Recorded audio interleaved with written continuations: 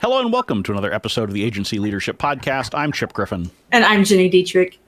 And we're here today to throw lots of cold water. I am fired up. You are fired up. I'm so excited for this. You may want to turn down your volume a little bit on this podcast. I will try to normalize it in post-production as much as possible. But I got to tell you, I am really irritated at a lot of you out there. Many of you listening are doing things apparently that just make no sense. None whatsoever. And so we're going to talk about that today. Yeah, and I would just like to forewarn you that he might throw things. I might throw things. The good news is, if you're listening on audio, you won't even see it. If you are watching this on video, and I do encourage all of you to watch us on video because it's a whole lot more fun. That way you get to see our shining faces.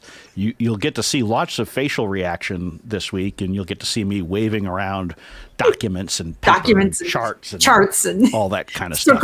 And he might even share his notes, which you can't read. But if you're listening to this and you have time, go to agencyleadershippodcast.com, click on the episode, and you'll be able to watch the embedded YouTube video. Better yet, go to the Small Agency Growth Alliance YouTube channel and hit subscribe. Then hit the little notification button so that you get notified every time one of these or any of my glorious shows comes out, so that you can watch and be entertained at the same time while you learn. Wow. Mm-hmm. And I have only had 2 espressos today, Jenny. Just before 7 a.m. Before 7 a.m. Yes.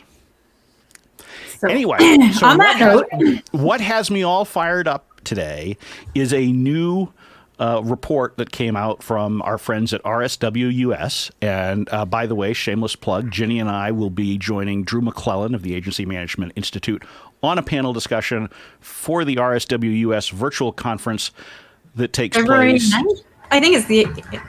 It is... See, I had this all ready to go. It is on February 8, 9, 10, and 11 from 1 to 3:30 in the afternoon. The 3 of us will not be on for that entire period of time. It turns out that RSWUS felt that there were some other qualified people that might want to talk to you. But you can listen to our panel live from 1:30 to 2:30, according to my calendar, on Tuesday, February 9th. At least that's when I will be there. Eastern time. Also the day before my birthday. Do I even have your birthday on my calendar? I better make sure I do you that. Better now. I'm terrible about birthday things, but now, yeah. And how old are you going to be? No, I'm not doing that. I'm there. I am not nearly that stupid. My kid thinks I'm 36, so I'll go with that. I'm not, but she thinks that's how old I am. I thought she guessed much older, though, first. No? No. Or no? Okay. She guesses older for her dad, but not me. Wow. The poor large native. Anyway. Poor large native. All right. So this is the 2021 RSWUS New Year Outlook Report, turning the page. That is a mouthful, folks, but there's a lot of good stuff in here. It is chock full of survey data of both agencies and marketers who are the agency's clients. If you're listening, your clients are important. Your potential clients are important. You need to know how they're thinking, and this report that's free. You just go to the RSWUS website. You can download it for free, and they will give you all the details. We're only going to talk about the tip of the iceberg here today. It's a really bad iceberg. It's going to sink your ship if you are actually thinking the way that the people that RSWUS surveyed. It's insane how disconnected agencies are apparently from their clients, according to this data. Yes. I would like to, however, start with the good news. And the good news is marketers are reading agency blogs. That is true. That is pretty much the only good news. As far as I could tell from the report, I mean, around the edges, there are, there are certainly points that are debatable. There's some things in here that aren't truly terrible, but there's a lot of stuff in here that just really tells me that agencies are either not paying attention or not listening. And so hopefully, if you actually digest this information and you listen to the rant that's coming up to you for the next 15 minutes or so, you will not be one of those agencies. You will be one of the ones that succeeds because you actually understand what is going on around you and not just dreaming about what you would like to have happening around you, which is mostly what this data, to me, suggests. So then would you like to start with the retreat from in-house agencies or not, the investment in non-marketing activities or not, or the expected marketing spend? How about we start with the expected marketing spend? Because, I mean, at the end of the day, that's what most of you agencies care about. You want to know, how much is my client going to spend and how much of that pie can I get? This is the most startling chart, I think, that from a numeric standpoint in the whole report. And I'm going to hold it up here, but you really should download the report because it's not going to look great even on camera, even if I manage to get it into focus. But this one, it couldn't be more stark, Jenny. Let's see. There we go. So if you're watching on video and you're looking, you can see. So the question is, agencies and marketers that report marketing spend will increase somewhat or significantly next year. Look at that. Now, and it's great. RSW has historical data on this. Right. I don't think I've ever seen it headed in. I mean, if you look going back all the way 10 years of data they've got here from their survey. Great stuff. But if you look for 2020, the survey that they just did last month, looking at the year ahead, 58% of agencies think that marketing spend will increase somewhat or significantly. 41% of clients agree. I got a question for you, Jenny. Who do you think is going to be right? The people who actually have the money to spend, pretty sure the marketers want that money. Yeah, I'm pretty sure the marketers will be the ones who are right. It seems to be that is the more likely scenario. Yes. I mean, maybe your clients just find these giant pots of gold and they suddenly say, hey, I'd like to spend this with my agency. I don't think that's likely. No, I don't think it's likely either. And it is kind of astonishing because if you've been paying attention just to the world and news in general, you would know that there isn't going to be a big investment in marketing this year, or in a marketing discipline this year, because of the uncertainties. There's still uncertainties. Correct. I think we've certainly seen that clients are being much more cautious in their spending. They're making shorter term commitments. They're putting less dollars at risk. Now, that doesn't mean that it's an across the board thing, and you have to be careful about making gross generalizations, because there are areas, and we see this in the report, where they are spending more and they are investing more. Sure. In digital ad spending. That's one of the good points in the report. There is an increased focus on digital, obviously, right? Because people aren't getting together in person. You know, if you're not driving around, buying billboards probably isn't going to help you as much as getting Google Ads will. So that makes sense. But you have to be listening to your clients. And unfortunately, on the whole, this data suggests that agencies are not listening to their clients. Yeah, that's a pretty big disparity between the two. And I mean, just looking at the graph where it's complete opposite directions. Yeah. Right. Right. And I do like that they picked red and blue for this. So it's sort of, I mean, it's almost like a political graph in the United States. It is almost the red and the blue headed in totally different directions. Totally different directions. Not even bothering to pass in the night. No. Just in their own worlds. Their own worlds. But the agencies aren't going to change marketers' thinking overnight, even though they are reading your stuff. So that was the good news. 73% of your clients actually read your blogs and newsletters. So that is fantastic. If only you could pull it together and be giving them what they're looking for. And what would that be that they're looking for? Well, there's a couple of things, but the big thing is my favorite piece of this that's not a chart is in near the end of the report. It is the biggest challenges facing marketers in 2021. It was an open-ended question, so it's with word clouds is how we get the answer. And this question was posed to both agencies and marketers. Let's take a look at this, shall we, Ginny? Let's see if I can. There we go. We've got it in focus here. So let's start with the marketers. New customers. Right. Huh. Yeah. Finding new customers. Yeah. Huh. That's logical. I also like the notes that you have there. I did do some doodling on here. Yeah. So because I had not initially planned to hold it up to camera, but Ginny told me. And for those of you that are just listening, it's a bunch of question marks. I also told him to hold it up to the camera because when we were talking about it pre-show, he was throwing it at the camera, and I was like, "This is amazing." I'm sorry we're not recording this right now. Well, that plus it takes my face off the screen for a little bit, so I'm sure you're happy about that. All right, finding new customers from an agency, from a marketing experience. And so, what do the agencies say are the single biggest challenge in their word cloud? Marketing needs, budgets. Yeah. Okay. So what you're saying is you want more budget from your clients. Yeah. If I looked at this data, how might I do that, Ginny? Well, I think that you probably cannot. Or you could help them find new customers. Oh, well, there's an idea. You mean an agency actually has the obligation to help the client improve their business. They do. Yes. And that's how you make money in the agency space? That is.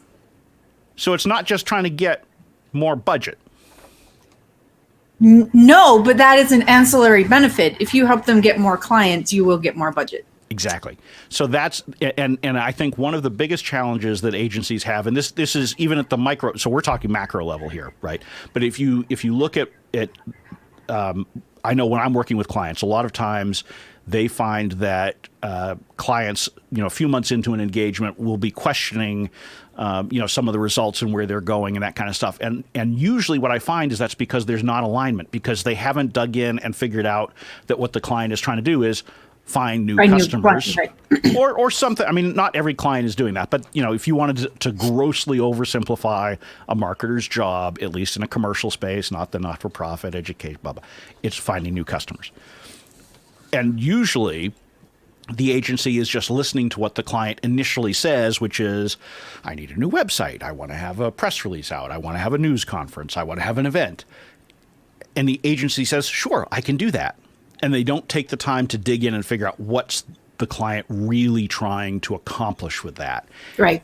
And I get it, because you don't want to rock the boat. If someone says, I want a website, and you build websites, you kind of want to give them a website because it's a good way to make money in the short term.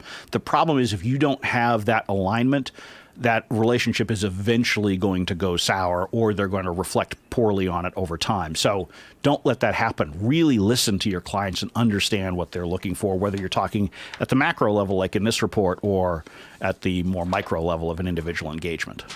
Yeah. And I think, obviously that's really good advice. And I would even say, just based on experience in the last year, the amount of reporting that we have to do directly to growth of an organization and helping them find new clients has been incredible. It has exploded in the last 12 months. Yep. But the report also shows you things that you can do to do that as well. And one of those things is providing marketing data and analytics. And what that does is it allows you to prove, okay, if I have the marketing data and analytics capability nailed down the way I should, it's going to prove that we are helping you create marketing leads, marketing qualified leads, and sales qualified leads. It's helping us prove that. So if there's one thing that you focus on in 2021, it's nailing down your capability on providing the data and analytics to be able to prove that. Right. And look, if you get data and analytics right, it will help you with that immediate client engagement by improving retention. It will improve the results that you're delivering for them. It will give you data that you can use to apply to other client engagements so you can be better for all your clients. It gives you the case studies that you can use to sell new business. So data and analytics as a hub of a lot of your thinking can be really helpful. Obviously, it's very challenging. We've talked on the show before about how challenging it is to get the metrics and data that you need from your clients to deliver truly meaningful stuff. It's why I lost all my hair over the last 20 years when I was in the media monitoring and measurement space, because you had to provide the data that was publicly accessible, which is not always the best. But the more that you can dig in, and some of you who are marketers who are able to work more directly with your client systems and can tie in to some sales data or lead data or any of that kind of stuff, that's going to help you immensely. And this report does identify that as a real growth area for potential agency improvement in 2021. Yeah. So I think the big takeaway from this is, other than getting you fired up, which has been amazing for me, is that you really have to listen. And in some cases, you're not going to be able to do the things that you've always done. You know, one of the things you and I have talked about as long as we've been doing this podcast is how important it is for agencies to have a process and create that ongoing, process that allows you to service your clients in the best way.